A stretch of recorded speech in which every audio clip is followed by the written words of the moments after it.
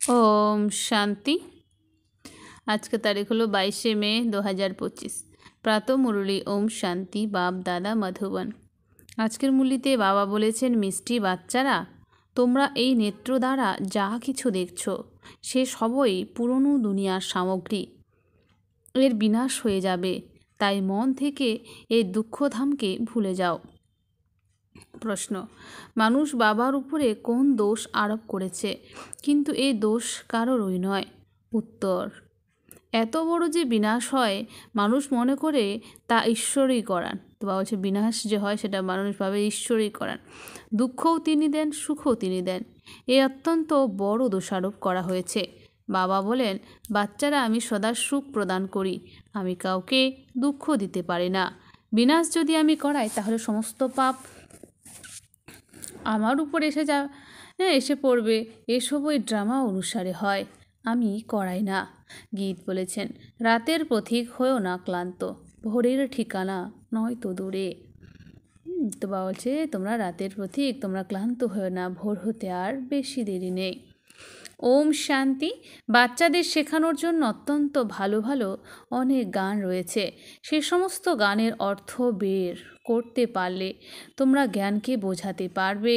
বাচ্চাদের বুদ্ধিতে একথা রয়েছে যে আমরা সকলে এখন দিনের যাত্রায় রয়েছি, রাতের যাত্রা সম্পূর্ণ হয়েছে। ভক্তি মার্গ হলো এই রাতের উদ্দেশ্যে যাত্রা। অন্ধকারে ধাক্কা খেতে হয়।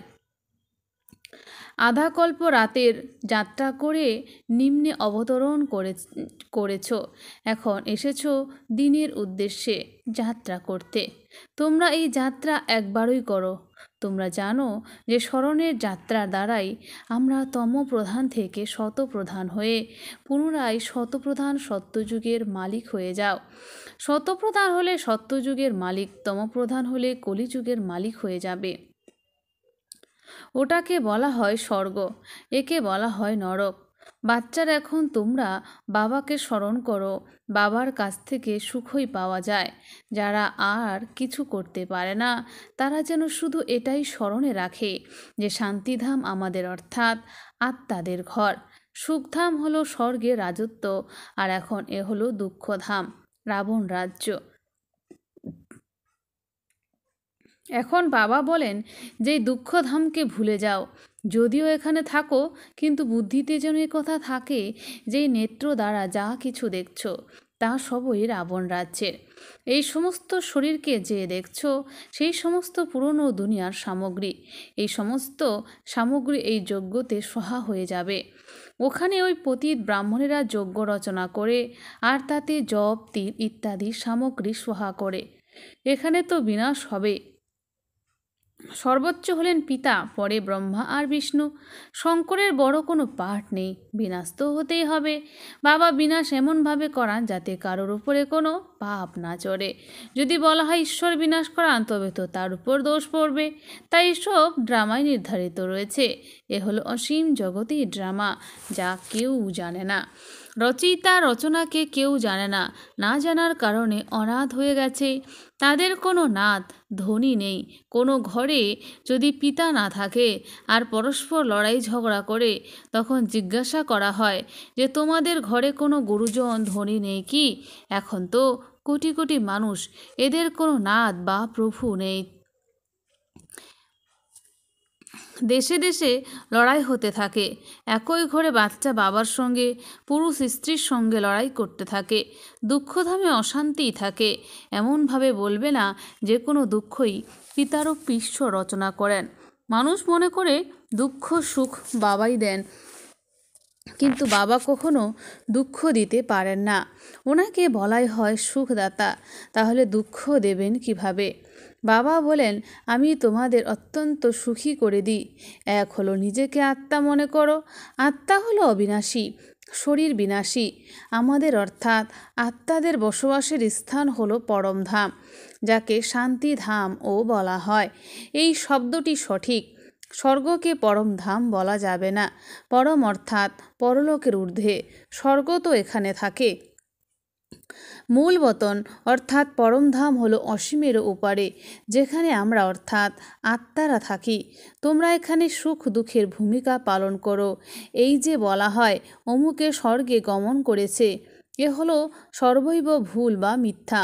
স্বর্গ তো এখানে নেই। এখন এ হলো কলিযুগ। এই সময় তোমরা হলে সঙ্গম যুগীয়, আর বাকি সকলে হলো কলিযুগীয়। একই ঘরে বাবা কলিযুগীয় তো বাচ্চা সঙ্গম যুগীয়, স্ত্রী সঙ্গম যুগীয় তো পুরুষ কলিযুগীয়। কত তফাৎ হয়ে যায়।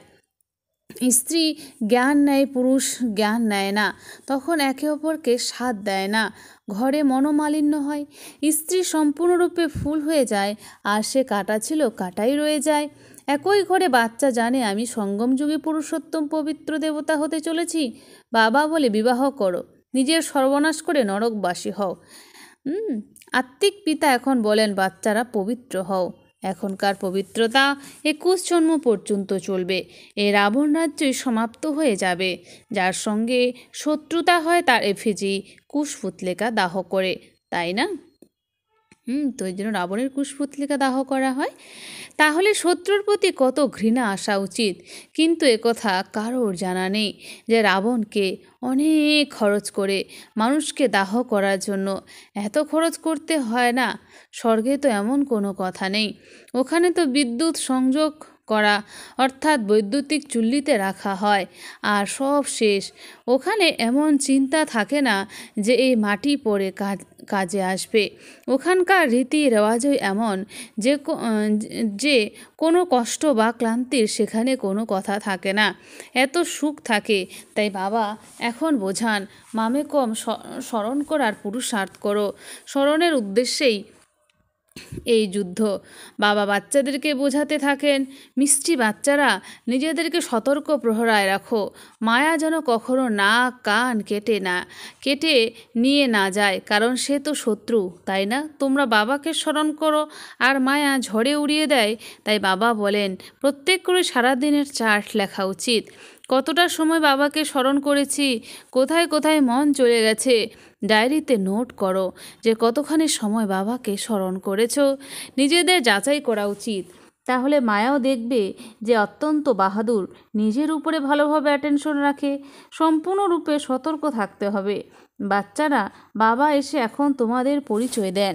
তিনি বলেন যে অবশ্যই ঘর পরিবার সামলাও।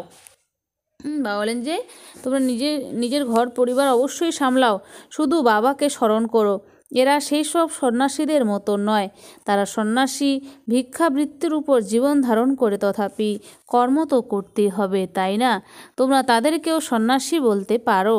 যে তোমরা হলে হঠযোগী, ঈশ্বর একজনই যিনি রাহাত যোগ শেখান। বাচ্চারা, তোমরা এখন সঙ্গমে রয়েছ। এই সঙ্গম যুগকে স্মরণ করতে হবে। আমরা এখন সঙ্গম যুগে সর্বোত্তম দেবতায় পরিণত হই। আমরাই উত্তম পুরুষ অর্থাৎ পূজ্য দেবতা ছিলাম, এখন নীচ হয়ে গেছি। তোমরা কোনো কর্মেরই নও। আমরা এখন কি হতে চলেছি? মানুষ যে সময় ব্যারিস্টার ইত্যাদি পড়ে, সেই সময় কোনো পদমর্যাদা পাওয়া যায় না। পরীক্ষায় উত্তীর্ণ হওয়ার পর পদমর্যাদা বা টুপি প্রাপ্ত হবে, তখন গিয়ে গভর্নমেন্টের চাকরি করবে। তোমরা এখন জেনেছ যে সর্বোচ্চ ভগবান আমাদের পড়ান, তাহলে অবশ্যই উচ্চ পদও দেবেন। এ হলো এইম অবজেক্ট। এখন বাবা বলেন মামেকম স্মরণ করো। আমি যা যেমন তা বুঝিয়ে দিয়েছি। আত্মাদের পিতা অর্থাৎ আমি বিন্দু স্বরূপ, আমার মধ্যেই সমগ্র জ্ঞান নিহিত রয়েছে। তোমাদেরও কি পূর্বে কথা জানা ছিল যে আত্মা বিন্দু স্বরূপ? না, জানা ছিল না। এর মধ্যে আত্মা 84 জন্মের সমস্ত অবিনাশী পাঠ নির্ধারিত করা রয়েছে। যীশুখ্রিস্ট তার পার্ট প্লে করে চলে গেছেন, পুনরায় তিনি অবশ্যই আসবেন, তাই না? খ্রিস্ট ধর্মাবলম্বীরাও সকলেই ফিরে যাবে, এমনকি ক্রাইস্টের আত্মাও এখন তমপ্রধান হয়ে গেছে। যে সকল উচ্চ থেকে উচ্চতম ধর্ম স্থাপকরা রয়েছেন তারাও এখন তমপ্রধান। ইনিও ব্রহ্মা বলেন যে অনেক জন্মের অন্তিম লগ্নে তমপ্রধান হয়েছি, এখন পুনরায় শতপ্রধান হতে চলেছি। ততোত্তম অর্থাৎ তোমরাই হলে তারা যারা পূজ্য থেকে পূজারী হয়েছ। তোমরা জানো আমরা এখন ব্রাহ্মণ হয়েছি দেবতা হওয়ার জন্য। বিরাট রূপের চিত্রের অর্থ কেউ জানে না। বাচ্চারা, এখন তোমরা জেনেছ যে আত্মা যখন সুইট হোমে থাকে তখন পবিত্র থাকে। এখানে এসে অপবিত্র হয়েছে, তখন বলে যে হে পতিত পাবন, এসে আমাদের পবিত্র করো, তবেই তো আমরা নিজ ঘর মুক্তিধামে যাব। এই পয়েন্টও বুদ্ধিতে ধারণ করার জন্যই। মানুষ জানে না জীবন মুক্তিধাম কাকে বলা হয়।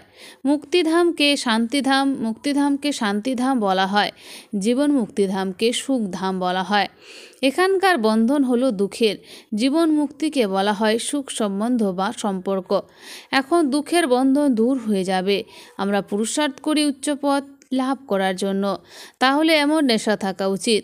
শ্রীমত অনুসারে আমরা এখন নিজেদের রাজ্য ভাগ্য স্থাপন করছি। জগদম্বা প্রথম স্থানাধিকারী হন, আমরা ওনাকে ফলো করব। যে বাচ্চারা এখন মাতা পিতার হৃদয়ে আসীন হয় তারাই ভবিষ্যতে রাজ সিংহাসনের অধিকারী হবে। হৃদয়ে তারাই বিরাজ করে যারা দিন রাত সেবায় ব্যস্ত থাকে। সকলকে খবর দিতে হবে যে বাবাকে স্মরণ করো, পয়সা করি কিছুই নেওয়ার নেই। ওরা অজ্ঞানী মনে করে এরা রাখি বাঁধতে এসেছে, এদের কিছু দিতে হবে। তোমরা বলো যে আমাদের আর কিছুই চাই না, শুধু তোমরা 5 ভিখারকে দান করে দাও।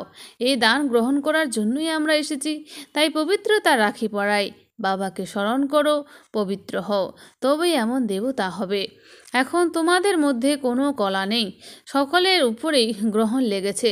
তোমরা হলে ব্রাহ্মণ, তাই না? যেখানেই যাও বলো বিকারের দান করো, তবেই গ্রহণ মুক্ত হবে, পবিত্র হও। বিকারে কখনো যেও না। বাবাকে স্মরণ করলে বিকর্ম বিনাশ হবে, আর তোমরা ফুলে পরিণত হয়ে যাবে। তোমরাই ফুল ছিলে, পরে কাটা হয়েছ। 84 জন্ম নিতে নিতে অধঃপতনে গেছো, এখন ফিরে যেতে হবে। বাবা এনার ব্রহ্মা বাবার দ্বারা ডাইরেকশন দিচ্ছেন। তিনি হলেন সর্বোচ্চ ভগবান, ওনার শরীর নেই। আচ্ছা, ব্রহ্মা বিষ্ণু শঙ্করের শরীর আছে কি? তোমরা বলবে হ্যাঁ, সূক্ষ্ম শরীর আছে, কিন্তু তা মানুষের দ্বারা সৃষ্ট নয়। সমগ্র খেলা এখানেই। সূক্ষ্ম লোকে নাটক হবে কিভাবে, তেমনই মূল লোকেও মূলবতন সূর্য চন্দ্র তো নেই, তবে নাটক কিভাবে হবে? এ হলো অতি বড় ব্রহ্মাণ্ড। পুনর্জন্ম এখানে হয়, মূল লোকে হয় না। এখন তোমাদের বুদ্ধিতে অসীম জগতের সমগ্র খেলাই বিরাজ করছে। এখন তোমরা জানতে পেরেছ যে আমরা যে দেবী দেবতা ছিলাম, কিভাবে সেখান থেকে বাম মার্গে চলে এসেছি। বাম মার্গ বিকারী মার্গকে বলা হয়। আধাকল্প আমরা পবিত্র ছিলাম। এ হার জিতের খেলা আমাদেরই। ভারত অবিনাশী খণ্ড, এ কখনো বিনাশ হয় না। যখন আদি সনাতন দেবী দেবতা ধর্ম ছিল, তখন অন্যান্য কোনো ধর্ম ছিল না। তোমাদের এই কথাগুলোকে তারাই মান্যতা দেবে যারা কল্প পূর্বেও মান্যতা দিয়েছিল। 5000 বছরের পুরনো কোনো জিনিস হয় না। সত্যযুগে পুনরায় তোমরা প্রথমে গিয়ে নিজেদের মহল তৈরি করবে। এমন নয় যে সোনার দ্বারকা সমুদ্রের নিচে কোথাও রয়েছে, তা বেরিয়ে আসবে। দেখানো হয়েছে সাগরের থেকে দেবতারা রত্নের থলি ভরে ভরে দিত। বাচ্চারা, বাস্তবে জ্ঞান সাগর পিতা তোমাদের জ্ঞান রত্নের থলি ভরে ভরে দিচ্ছেন। দেখানো হয়েছে শঙ্করকে পার্বতীকে কথা শুনিয়েছিল, জ্ঞান রত্নের দ্বারা ঝুলি পরিপূর্ণ করে দিয়েছিল। শঙ্করের উদ্দেশ্যে বলা হয় ভাং ধুতুরা পান করত, আবার তার সম্মুখে গিয়ে বলে ঝুলি ভরে দিতে, বলে আমাদের ধন প্রদান করো। তাহলে দেখো শঙ্করেরও কত গ্লানি করেছে, সর্বাপেক্ষা অধিক গ্লানি করে আমার। এও এক খেলা, যা পুনরায় ঘটবে। এই নাটককে কেউ জানেই না। আমি এসে আদি থেকে অন্তের সমগ্র রহস্য বোঝাই। এও জানো যে সর্বোচ্চ হলেন পিতা, বিষ্ণু তথা ব্রহ্মা। ব্রহ্মা তথা বিষ্ণু কিভাবে হয় তা কেউ বুঝতে পারে না। বাচ্চারা, এখন তোমরা এই জন্যই পুরুষার্থ করো যে আমরা গিয়ে বিষ্ণু কুলের হব। বিষ্ণুপুরীর মালিক হওয়ার জন্য তোমরা ব্রাহ্মণ হয়েছ। তোমাদের হৃদয়ে কথা রয়েছে যে আমরা অর্থাৎ ব্রাহ্মণরা শ্রীমত অনুসারে নিজেদের জন্য সূর্যবংশ ও চন্দ্রবংশ রাজধানী স্থাপন করছি। এর মধ্যে লড়াই ইত্যাদির কোনো কথা নেই। দেবতা আর অসুরের লড়াই কখনো হয় না। দেবতারা থাকে সত্যযুগে, সেখানে লড়াই হবে কিভাবে? তোমরা ব্রাহ্মণেরা যোগ বলের দ্বারা বিশ্বের মালিক হও, বাহুবলীরা বিনাশপ্রাপ্ত হয়ে যাবে। তোমরা সাইলেন্সের শক্তির দ্বারা সায়েন্সের উপর বিজয় প্রাপ্ত করো। এখন তোমাদের আত্ম অভিমানী হতে হবে। আমরা হলাম আত্মা, আমাদের নিজেদের ঘরে ফিরে যেতে হবে। আত্মারা অতি তীক্ষ্ণ অর্থাৎ দ্রুত গতিসম্পন্ন। এখন এমন এরোপ্লেন বেরিয়েছে যা 1 ঘন্টায় কোথা থেকে কোথায় চলে যায়। এখন আত্মা তো তার থেকেও দ্রুতগামী। এক চুটকিতে অতি দ্রুত আত্মা কোথা থেকে কোথায় গিয়ে জন্ম নেয়। কেউ নেয় বিদেশে, কেউ বিদেশে গিয়েও জন্ম নেয়। আত্মাই হলো সর্বাপেক্ষা দ্রুতগামী রকেট। তো বলছে যে আত্মা হলো সবথেকে দ্রুতগামী রকেট। এর মধ্যে মেশিনারির কোনো কথা নেই। শরীর পরিত্যাগ করা আর পালিয়ে চলে যাওয়া। বাচ্চারা, এখন তোমাদের বুদ্ধিতে রয়েছে যে আমাদের ঘরে ফিরে যেতে হবে। অপবিত্র আত্মা তো যেতে পারে না। তোমরা পবিত্র হয়েই যাবে। বাকিরা তো সকলেই সাজা ভোগ করে যাবে।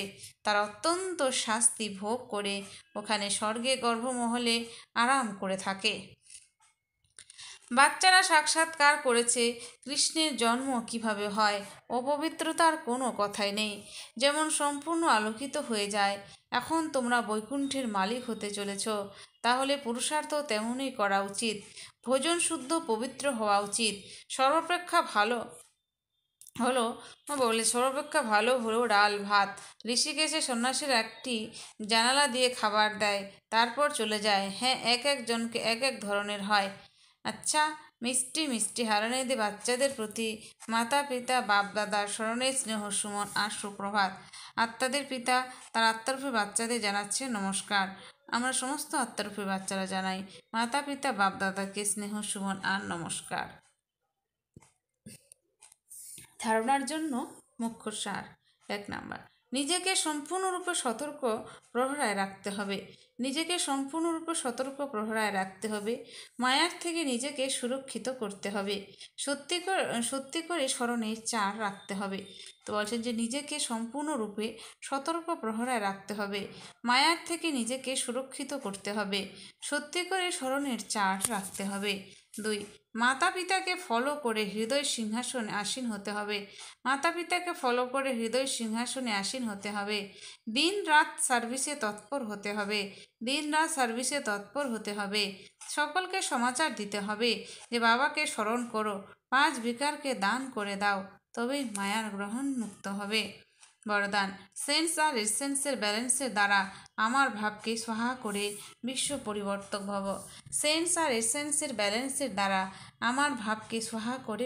পরিবর্তক ভব। সেন্স অর্থাৎ জ্ঞানের পয়েন্টস, বোধ, আর এসেন্স অর্থাৎ সর্বশক্তি স্বরূপ, স্মৃতি আর সমর্থ স্বরূপ। এই দুইয়ের ব্যালেন্স থাকলে আমার ভাব আর পুরনো সংস্কার সহা হয়ে যাবে।